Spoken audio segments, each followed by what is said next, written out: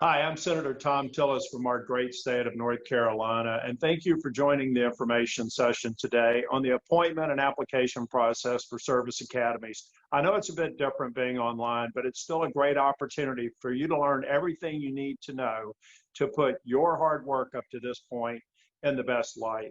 I want to thank you all for being the best of the best. Your extracurricular work, your academic work, all that you've done in your communities have positioned you for this moment. So as you go through the application process, be sure to stay in touch with my office. You can reach us at tillis.senate.gov. We'll do everything we can to put your hard work in the best possible light. Thank you. Thank you for being willing to serve, and God bless. Thank you for joining our Service Academy information session. My name is Leslie McElroy, Academy Nomination Coordinator for Senator Tillis, and I'm pleased to provide you with information on the process for potential candidates to apply for a Service Academy nomination from Senator Tillis. In this program, you will hear information about our nation's service academies, as well as comments from members of Senator Tillis's Academy Nomination Board. Securing a nomination from Senator Tillis is a very competitive process. You are among our state's highest achieving applicants who share the aspiration to serve our nation. I trust you will find this information helpful as you prepare your application. I'm happy to introduce Scott Miller, who will walk you through the online application process and discuss the documentation you will need to provide with your application. Hi, I'm Scott Miller, one of Senator Tillis's Academy coordinators, and I'm here to give you a brief rundown of our nomination process and how to open an application with our office. Our application is open to second semester high school juniors and up who live in North Carolina. The application is open from March until October 20th, 2020 at midnight. That midnight deadline is a hard deadline. Applicants are able to see the progress of their application throughout the year. If one segment of your application is not complete at the deadline, your application will not be accepted. It is your responsibility to make sure your application is complete. Putting your documents in the mail before the deadline is not acceptable. There are almost zero exceptions to the deadline. Each year, we typically receive around 400 applications for a nomination, of which we choose about 40. I would recommend you use all of your application avenues, which would include both Senators Tillis and Burr in North Carolina, as well as your U.S. Representative in the House of Representatives. And if your parents are former military or current military, you can apply for the vice presidential nomination. Our application can be reached by going to our website, tillis.senate.gov, going to the Services tab and selecting for students. Once there, you will select the Academy Nominations tab. That will take you to our guidelines for Service Academy nomination. This is a brief rundown of what documents we need for your application, as well as our deadlines and other information that might be helpful. On this page, you will select the bolded line online application in the second paragraph. By clicking on that, it will take you to our nomination application page. On the right side of the page, you'll see a question that says first time here. You'll click on create an account. That will take you to all of your account creation information, including emails, contact info, name, etc. After completing all that information, please click Create Account. That will take you to a page asking for email verification. Please check the email that you put into the application information for a link. In that email, there will be a link that says Activate Your Account. Once you click on that, it should take you to the application. At this point, you are in our application portal. It is important to follow all instructions very carefully. Failure to follow instructions will result in a disqualified application. Once you're in the application, you will see two segments. One is a questionnaire and the other is a checklist. In the checklist, you are required to submit transcripts. Those can be informal transcripts mailed to our office or submitted by the applicant themselves. We also require SAT and/or ACT scores uploaded in PDF format. Our application requires 2 letters of recommendation, a photo, resume, and an essay describing why you would like to attend a service academy. Once you are completed with the checklist, you will complete the questionnaire. In the questionnaire, you will select your first and second preference academies. In this section, it is important that the academy you would most like to attend is selected as your first preference. Because of the number of applications we receive, we are usually only able to consider you for your first choice academy. If you are torn between multiple academies, I would recommend diversifying your preferences amongst offices you apply to. For instance, if you selected West Point as your first choice for our office, then it might be better for you to select Naval or Air Force with Senator Burr's office. Your House representative is usually able to consider you for and nominate you to multiple academies. The second part of the questionnaire is the academics section. Please read all instructions very carefully. If you're in your first semester of college, then obviously you won't have an established GPA, so you should use your most recent GPA from your senior year of high school. Please pay attention and follow instructions. It is important to get your school's GPA scale correct. We need to know how to tell if your GPA is good or not. Obviously, a 3.8 on a 4.0 scale is much better than a 3.8 on a 5.0 scale. Getting this wrong could hurt your application. For SAT and ACT scores, we superscore. Give us your best segment score from individual tests. Do not average your segment scores from multiple tests. If you do not wish to report your score for one of the tests, just fill it out as if you have not taken it. Follow instructions exactly. We do not need STEM, ELA, or writing scores. Don't get creative trying to incorporate them somehow. That's it for the application. I'll wrap up with some brief facts about how we interview and nominate. For each academy, we interview 30 to 35 candidates. Interviews are conducted by a board composed of academy alumni or representatives. The board select 10 nominees per academy, and Senator Tillis does not play a role in the selection process. Lastly, parents. Please let the applicant be the driver of this process. We as a staff notice when we only hear from parents and never the applicant, and it reflects poorly on their application. If there are questions, please have your son or daughter contacted and ask them. Our board members are looking for candidates who are motivated for the right reasons to attend these institutions. If the applicant cannot advocate on their own behalf for a nomination, then it is not likely that the board would want to choose them for a service academy. Thank you for your interest in an academy nomination from Senator Tillis and for all of your hard work towards this goal. If you have any further questions, you can reach me at our Charlotte office by calling 704-509-9087 or by emailing our academy inbox at academynominations@tillis.senate.gov. We are privileged to have highly qualified and dedicated individuals on our nomination board, each of whom are committed to supporting North Carolina's brightest and most accomplished young people aspiring to serve our country. After a rigorous application review process by our team, our board members conduct potential candidate interviews and make final nomination recommendations to Senator Tillis. Following are messages from several of our board members offering encouragement and advice on what they look for in a competitive candidate. Hello, I'm Colonel Retired Joe Adamczyk, West Point class of 1972, and father of Lieutenant Colonel Matt Adamczyk, West Point class of 2001. On behalf of the West Point panel of Senator Tillis's Service Academy Nomination Committee, thank you for your interest in applying to West Point and your desire to serve our nation. Our panel is comprised of numerous graduates from various classes, careers, backgrounds, and experiences. We will share our insight on the traits we believe you should possess that will lead to your success at West Point and as an officer in the United States Army. I'll start with duty. West Point and the Army are looking for young men and women with a desire to serve, a sense of duty, and selfless service. The desire to serve our nation in one of the world's noblest professions, the profession of arms.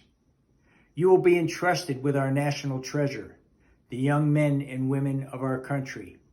They will expect you to do your duty in leading them. In his 1962 address to the Corps of Cadets, General Douglas MacArthur reminded the Corps with these inspired words: duty, honor, country. These three hallowed words reverently dictate what you ought to be, what you can be, what you will be. My name is Carrie Danielson, and I'm a West Point Class of 2000 graduate. The United States Military Academy exists to develop leaders of character. We are looking for young people who live honorably, treat others with respect, and when challenged, choose the harder right over the easier wrong. These candidates also display service to their community in a variety of different ways. Hey, I'm Matt Reyes, and I'm a member of the class of 1989 from West Point. West Point is one of the nation's premier leadership institutions. The 47-month experience is designed to develop leaders of character. So we're looking for young men and women who are emerging as leaders among their peers. Seek to demonstrate this leadership through your involvement in sports, clubs, and extracurricular activities. And don't just participate. Take the initiative to lead. Hello, my name is Sean Bick, class of 1998. West Point is known to be a difficult academic institution, but it is also known for the rigorous physical requirements placed on its cadets. As part of the admissions process, you have to complete a physical fitness test. However, the challenge does not end there. As a cadet, your physical capability will be tested to its limits. That said, I encourage each and every one of you to work on your physical strength and conditioning, as it will serve you well as a cadet and future Army officer. My name is Stacy Zotter. I'm class of 1992, and I'm mom to Katie Zotter, class of 2022. The academies are known for being tough academic institutions. We're looking for kids who possess critical thinking and strong intellectual abilities. So are you taking the toughest AP classes and honors courses available to you to help you develop those skills and to challenge yourself? We also know that standardized test scores are reliable indicators of future success of cadets at the Academy. So work as hard as you can to get your test scores as high as possible to prove that you'll be able to withstand the rigorous academics at West Point. Hello, my name is Mike Roberts. I've had the privilege of serving on Senator Tillis' nomination board for the Naval Academy for the past 4 years. Each year, the Naval Academy will graduate young men and women who are selfless, inspirational, proficient, innovative, articulate, adaptable, and professional, and are going to be challenged to lead our nation's Marine Corps or Navy, whether we're at war or whether we're at peace. To find men and women in high school that can be successful at the Naval Academy, we look for a few major components. One is you have to be successful in the classroom. Take a challenging course load and be successful. Be physically fit. Whether you're involved in a varsity sport or not, be physically fit. And finally, and I think one of the most important pieces, is your extracurricular activities. Make sure you are doing things that are important to you. And in those activities, demonstrate responsibility, demonstrate accountability, and demonstrate leadership. Whether these extracurricular activities are at school or on your sports team or in your church or in your community, be successful and demonstrate responsibility, accountability, and most importantly, leadership. The mission of the Naval Academy is very simple. It's to graduate leaders. You don't have to be the smartest person. You don't have to be the varsity all-star athlete. You don't have to be president of the student body. But you need to demonstrate some success in each of those areas. Best of luck. I hope to see many of you soon. Take care.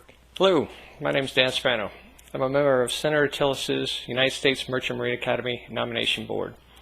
I'm also a graduate of the Merchant Marine Academy. I graduated in 1990. Following graduation, I went to the Marine Corps and served in a variety of roles. I served as an artillery officer, an Aviate-B pilot, an instructor pilot in the Aviate-B, and as a ROTC instructor here in the Triangle. I deployed to both Iraq and Afghanistan. I want to thank you all for your interest in the Merchant Marine Academy, as well as all the academies. It takes a special person to want to go to the academies and serve our nation, so thank you for the interest. When talking with students, some of the things that I think are important for successfully completing the academies, especially the Merchant Marine Academy, are the following. One, strong desire to be there, and it has to be the student's own. Can't be family or friends, can't be parents. The Academy is a difficult place to get through. It is not easy to make it through the Academy. Being there for the right reasons will help the student successfully complete their 4 years there. Grades. Got to have good grades, got to have good board scores. Both are indicator of strong study habits. Some sort of extracurricular activity outside of academics, either sports, clubs, volunteer service, community service. The last thing I look for in a student when they come before us is some sort of leadership role that they have held. Again, could be in sports, could be in clubs, could be an outside activity, just that they've really wanted to lead, step up and not just sit back and be a follower. Wish you the best of luck in your journey. Thanks again for at least looking into the academies. Hopefully I'll see you all in the fall. Take care. When we review an applicant's information, we're looking for someone with high integrity who has a strong desire to be an officer in the military, specifically the United States Air Force. The applicant should have given some thought as to what they plan to do after graduation. It's easy to say, I want to be a pilot, but not all graduates are qualified for flight training, or there may not be a pilot slot for them. What do they do then? There are more than just pilots in the Air Force. Maintenance officers service aircraft. Civil engineers maintain the base infrastructure. Procurement officers contract for support services. Engineers work on the design and acquisition of new weapon systems and satellites. Even the new Space Force needs intelligence officers and operations officers. We attempt to assess the candidate's ability to handle the academic, physical, and mental stress of attending a service academy. We not only want the candidate to receive an appointment, we want them to succeed and graduate from the academy. Should you be selected for an interview, we try to cover a lot in 15 minutes. While grade point averages and SAT scores are a big part of the equation, they're not the only part. Will they be able to handle the training? What leadership roles have they held in sports teams, school government, or civic organizations? How does the candidate handle stress or disappointment? The candidates we interview are all outstanding. However, if you look at the statistics, about 20% of those who enter the academy fail to graduate. If the committee recommends someone for a nomination, are appointed, and then later leave the academy, we've wasted that slot. We want someone who is really motivated. We congratulate you on your success thus far. Graduates of the Air Force Academy have become true leaders of this nation, including congressmen, 4-star generals, astronauts, test pilots. Even after their military careers ended, many have become Fortune 100 business leaders, entrepreneurs, and scientists. Truly our nation's finest.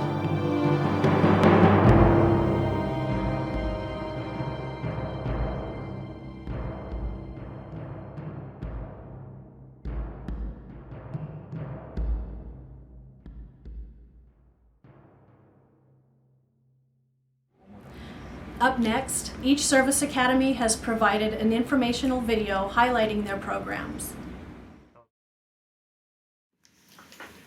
Hi, I'm Captain Lucas Dahl, the Southeast Regional Commander for Admissions at West Point. I'm going to talk to you a little bit about the opportunities that West Point presents for you. I'm a 2010 graduate of West Point myself. Prior to coming to West Point, I served as an enlisted soldier in the Army as a Russian linguist, and as an officer, I served as a logistics officer. I've had the opportunity to serve in places like California, Florida, Hawaii, and overseas in Afghanistan and Qatar.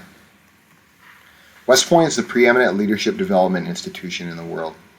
It was founded in 1802 by President Thomas Jefferson as the United States Military Academy, but even prior to that, during the Revolutionary War, it was an active base that George Washington recognized the strategic importance of and garrisoned troops here. It's actually the oldest actively garrisoned base in the United States.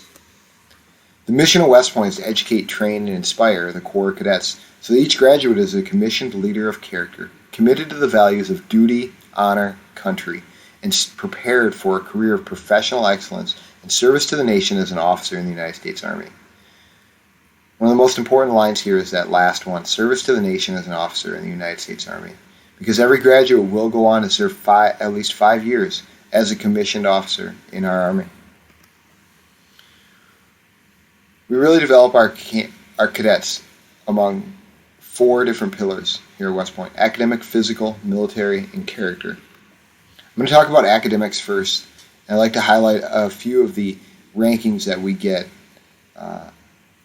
regularly. West Point's regularly rated as one of the top institutions in the country. We have the 5th most Rhodes Scholars all time, 7th most Marshall Scholars, but I think the most important ranking on here is that number 1 most accessible professors. And I can definitely speak from my experience. I was not academically prepared for West Point, coming from being a prior service soldier, and without the support of my professors and my classmates, I would have struggled a lot more than I even did, and potentially not even made it through my 4 years here. Our professors here are amazing, and they're always there to help our cadets whenever they need help. So a list of the academic majors here at West Point. You'll see there's a very, very robust STEM majors here, but what you'll also notice is that there's also quite a few liberal arts majors. Even though West Point is an engineering school at its foundation, we do offer quite a few liberal arts majors as well. For military development, over the course of the 4 years, this is kind of just highlighting your summer training that you'll be doing over the 4 years here. As a plebe in your first summer here, you're going to go through cadet basic training. That's really where we just turn you from civilian into soldier, really teach you the basics. During your sophomore year, that summer, you're going to go through 4-week cadet field training. And this is where you're going to do some more advanced training and really get an opportunity to first start leading your peers. In your junior and senior years, you're going to have the opportunity to do a training detail, and this is where you're going to be the leadership for cadet basic training or cadet field training. You're going to get an opportunity to potentially do a internship type thing, a cadet troop leader training, out with a real U.S. Army unit and shadow a second lieutenant and get the opportunity to see what real leadership is like out in the Army. The final thing I'd like to highlight here is the opportunities that cadets get for military leadership schools. We send hundreds of cadets to airborne school every summer, and we host hundreds of cadets for air assault school right here on the base every summer. And some of these schools, such as Brazilian mountaineering, Chilean mountaineering, these are opportunities that you don't even really see out in the Army that we give for our cadets. On the physical development side, you'll see what you're expected to take and complete over the 4 years here at West Point. In classes like boxing, military movement, survival swimming. Every year you will take the Army fitness test, as well as the indoor obstacle course test. The other piece of our physical development at West Point is that every cadet is an athlete. Whether you're competing at the NCAA, club, or intramural company athletic level, every cadet gets the opportunity to compete. Now, really what you want to know is, how do I get to West Point? How do I make myself most competitive?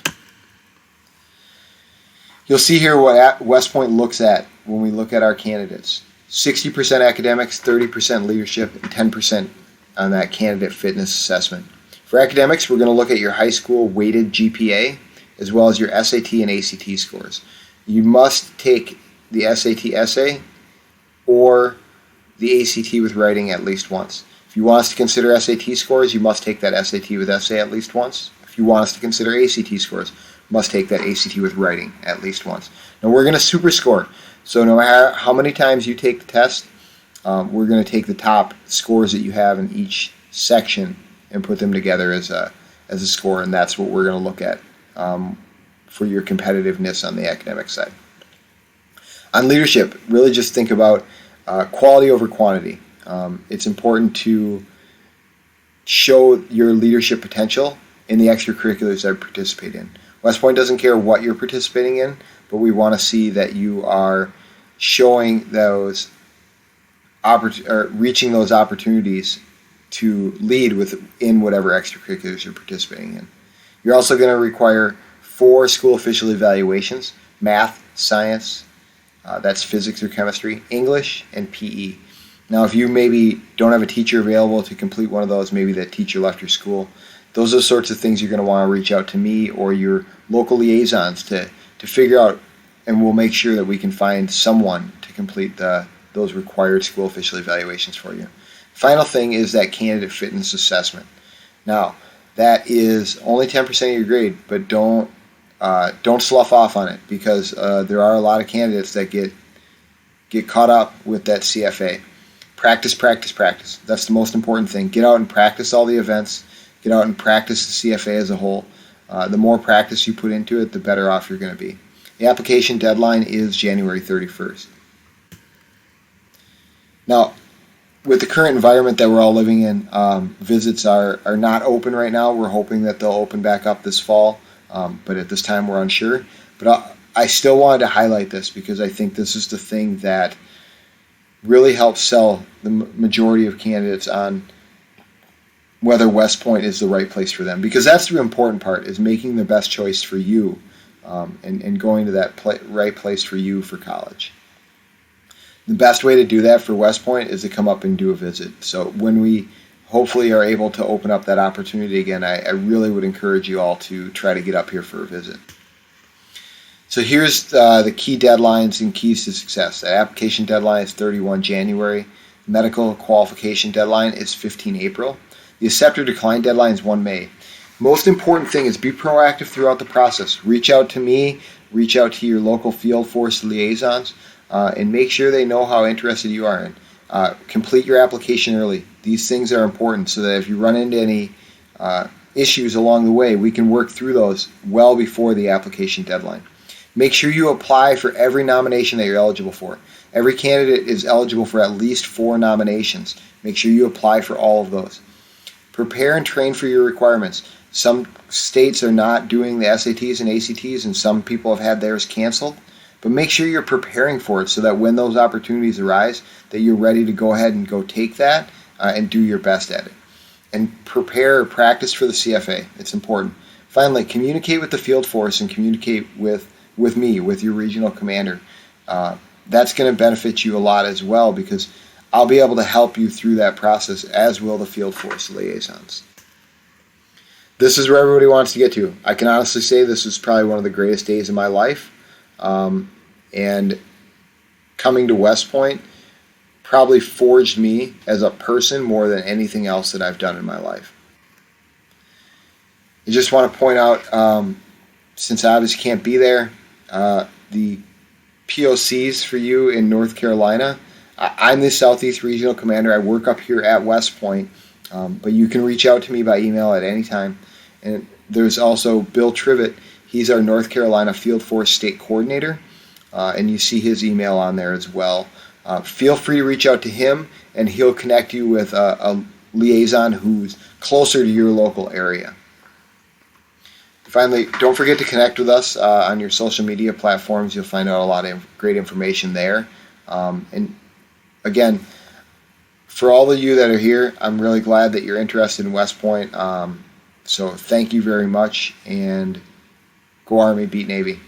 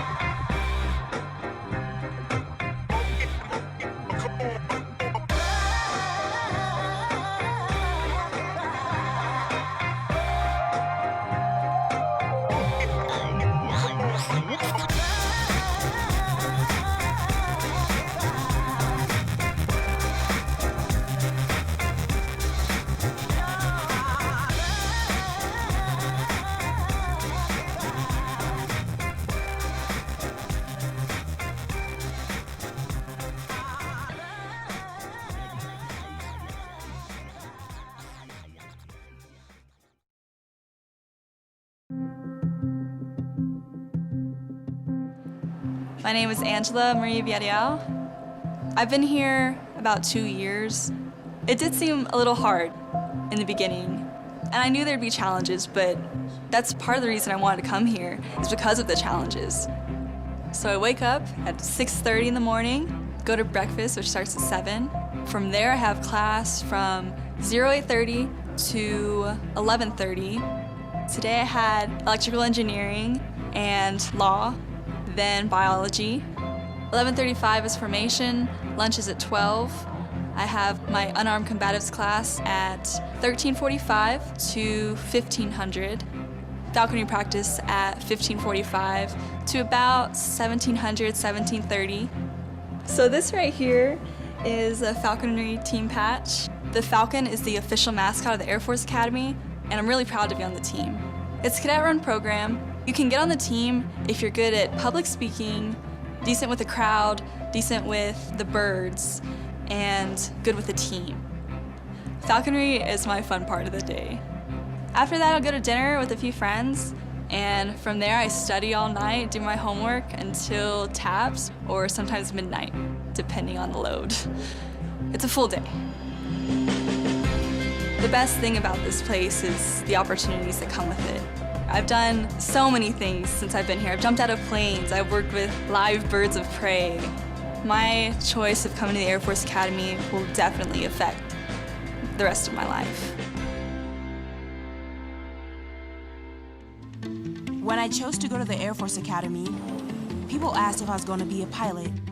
Sure, I could do that. I can also be an engineer. I can be a doctor or a lawyer. I can work with missiles or satellites. I can become an astronaut, a Rhodes Scholar, or a 4-star general. I can be an Olympian, or even a national hero. So yeah, I can be a pilot. At the Air Force Academy, I can be anything. Getting into the Air Force Academy is not easy. The standards are high, space is limited, the appointments are few. Candidates must compete to get in. But we are also competing. We're competing with other colleges, universities, and service academies, all who are out there aggressively chasing the best and brightest. We need to make sure we're not missing out on a future pilot, a future general officer, or future American hero. That's why we've assembled a comprehensive team to help students each step of the way.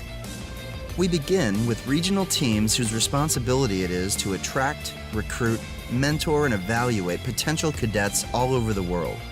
They reach out to every congressional district, state, and territory in search for the right recruits to create a diverse and well-represented student body. We have counselors on campus that applicants can contact at any time with any questions, and special admissions tours are conducted to give students a glimpse at what a typical day is like at the Academy.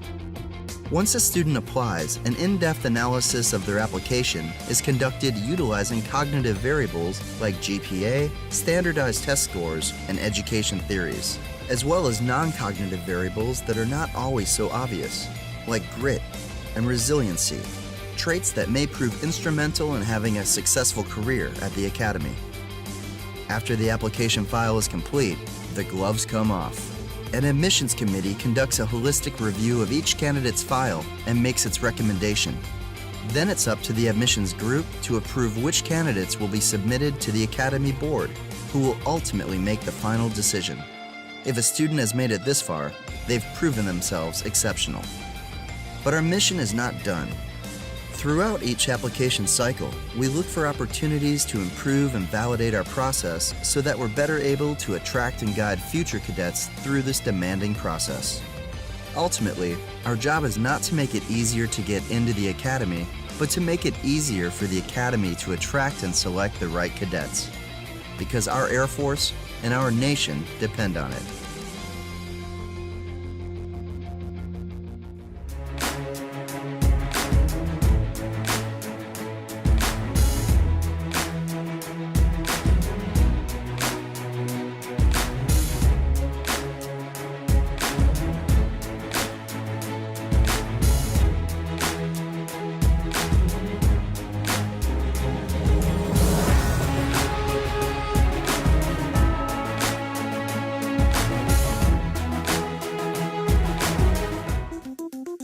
I started looking into service academies in the beginning of my junior year, went to summer seminar before my senior year, and I began my application process basically as soon as I got back from summer seminar.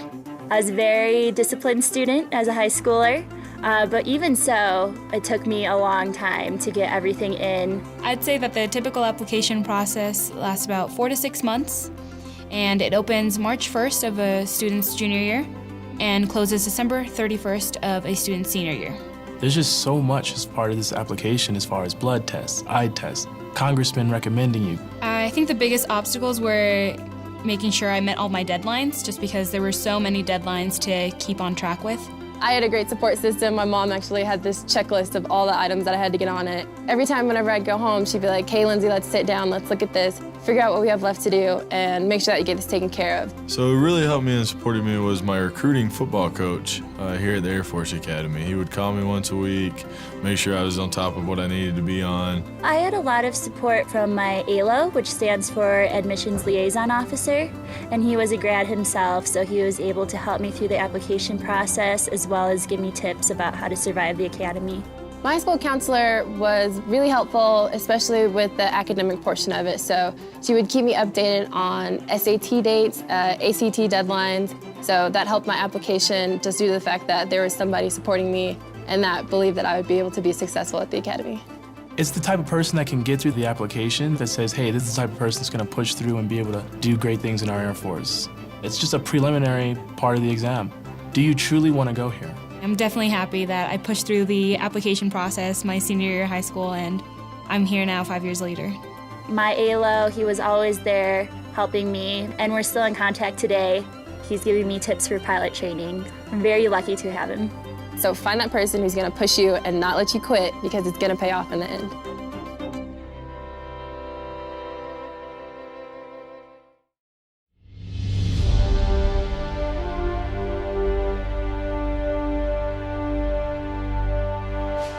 In peacetime,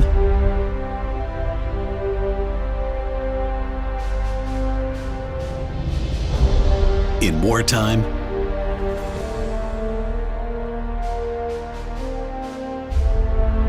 every time.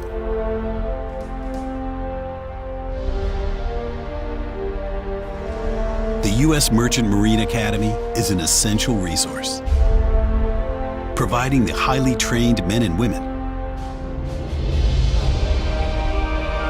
who help power a maritime industry that delivers the products that support our economy and transport the troops and cargo that protect our country in times of conflict.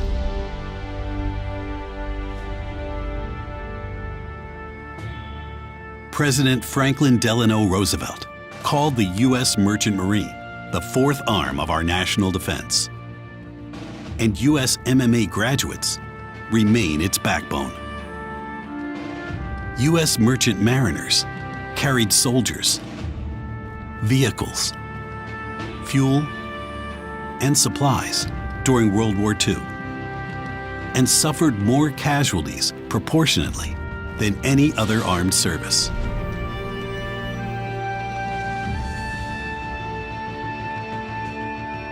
Over the course of the war, 142 Academy midshipmen undergoing sea year training perished, making the U.S. Merchant Marine Academy the only service academy to be awarded a U.S. battle standard. During the Korean War, commercial ships, many with U.S. MMA graduates at the helm, transported 5 million troops and passengers, 54 million tons of cargo, and 180 million barrels of fuel. In Vietnam, U.S. merchant ships completed nearly 7,000 sealift transits and evacuated over 130,000 refugees at the war's end. And U.S. MMA graduates also played a major role in the Gulf War, helping to execute the largest, fastest, and farthest sealift to a single theater in world history. Sealifts via U.S. flagged commercial vessels continue to deliver the millions of tons of cargo necessary to support our ongoing war on terror. And over 80% of the Navy's strategic sealift officers are U.S. Merchant Marine Academy graduates, ready to lead from day one, thanks to advanced coursework and instruction, which requires a full year of training at sea. Committed to serve, like other Federal Service Academy graduates, for 8 years in the Armed Forces and Reserves. Today, as political and economic threats mount in all corners of the world, and as other world powers aggressively expand their commercial and military sea power to project their influence, obligated U.S. Merchant Marine officers are more important than ever. Vital to our economy, vital to our national security, highly trained, and committed to serve. Every time, everywhere.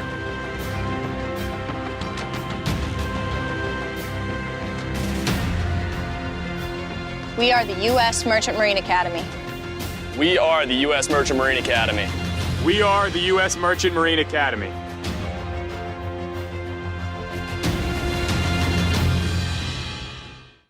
Thanks again for participating in the information session for the service academies. And again, remember, we'll do everything we can to position your hard work in the best light. Best of luck in the admissions process. We look forward to seeing you soon.